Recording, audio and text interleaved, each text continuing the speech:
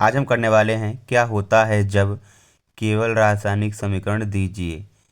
क्या होता है जब केवल रासायनिक समीकरण दीजिए, जो कि हमारा अनसॉल्व पेपर से है, जिसका कोड है 347 FZ 347 FZ। उसमें पहला क्वेश्चन है एथिल ब्रोमाइड को सोडियम एथॉक्साइड से अपक्रिया कराते हैं तब। एथिल ब्रोमाइड को सोडियम एथॉक्साइड से अपक्रिया कराते हैं तब। तो ये क्या है हमारा एथिल ब्रोमाइड यानी C2H5Br। ये क्या है एथिल ब्रोमाइड। अब इसकी अपक्रिया किससे कराएंगे हम? अब यहाँ पर किससे कराएंगे हम? सोडियम एथॉक्साइड से। किससे? सोडियम एथॉक्साइड से। अब यहाँ पर क्या होगा? Na+Br- ये आपस में जुड़ेंगे, बनेगा हमारा यहाँ पर Na और प्लस में C2H5O यानी क्या बना हमारा? डाईएथिल ईथर बना। क्या बना? Diethyl ether. अब सेकेंड नंबर पे हमारा है क्लोरोबेंजीन नाइट्रिक अम्ल से अपक्रिया करता है तो। क्लोरोबेंजीन नाइट्रिक अम्ल से अपक्रिया करता है तो तुम यहाँ पर बनाएंगे क्लोरोबेंजीन को। क्लोरोबेंजीन है। अब इसकी अपक्रिया किससे हो रही है? नाइट्रिक अम्ल यानी HNO3 से। तो यहाँ पर क्या बनेगा? देखो थोड़ा सा इसको हम एक्सप्लेन करेंगे। यहाँ पर क्लोरीन है, क्लोरीन और बेंजीन जुड़ा हुआ है, इसलिए इसका नाम क्या हुआ? क्लोरोबेंजीन। और यहाँ पर एक हाइड्रोजन होता है। अब HNO3 को हम ब्रेक डाउन कर सकते हैं OH और NO2 में।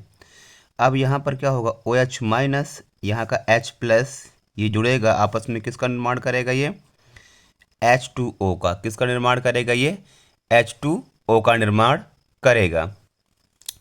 अब इसके साथ में अब क्या बनेगा? ये NO2 जुड़ेगा किससे? यहाँ पर सीधा बेंजीन से। तो यहाँ पर क्लोरीन और NO2 सीधे बेंजीन से जुड़ गया। आई बात समझ में? NO2 सीधे बेंजीन से जुड़ गया। इसका नाम हुआ क्लोरो नाइट्रोबेंजीन। क्या हुआ इसका नाम? Chloro nitrobenzene. अब थर्ड नंबर पर हमारा है आगे कि क्लोरोबेंजीन को जलीय सोडियम हाइड्रोक्साइड के साथ 623 केल्विन तथा 300 वायुमंडलीय दाब पर गर्म करते हैं तब। तो क्लोरोबेंजीन को जलीय, तो यहाँ पर फिर से हम लेंगे क्या? क्लोरोबेंजीन। क्या लेंगे हम? क्लोरोबेंजीन। उसको क्या कर रहे हैं? सोडियम हाइड्रोक्साइड के साथ हम गर्म कर रहे हैं। कितने तापमान पर? 623 केल्विन पर। तब यहाँ पर हो गया क्या? ये Na+ और यहाँ का Cl-, क्या बनेगा? ये NaCl बनेगा। और प्लस में ये OH जुड़ेगा सीधा किससे? बेंजीन से। और किसका निर्माण होगा यहाँ पर? फिनॉल का। किसका निर्माण होगा यहाँ पर? फिनॉल का। आई बात समझ में? किसका निर्माण होगा यहाँ पर? फिनॉल का। अब हमारा चौथा है हमारा कि क्लोरोबेंजीन सल्फ्यूरिक अम्ल के साथ अपक्रिया करता है तो। अब यहाँ पर फिर से क्लोरोबेंजीन है, यहाँ पर फिर से क्लोरोबेंजीन है। अब क्लोरोबेंजीन